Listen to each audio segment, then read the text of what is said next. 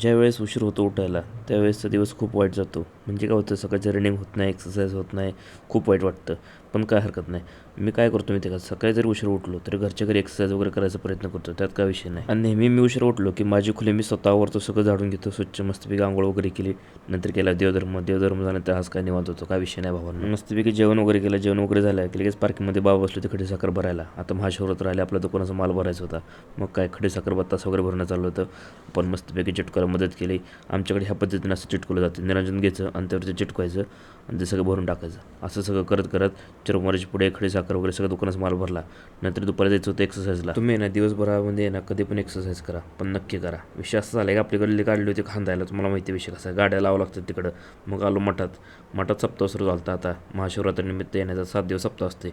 एक नंबर इथं शिपलागिरी महाराज मठात आहे ना, सप्ताह एक नंबर असतो शारड्या भाऊ. आता दिवस पण मोठे झालेत, संध्याकाळी 6 साडे 6 वाजले तरी सूर्य असते, त्यामुळे काय विषय नाही भावानं. कशी आपली एंट्री ह्या नाद नाही.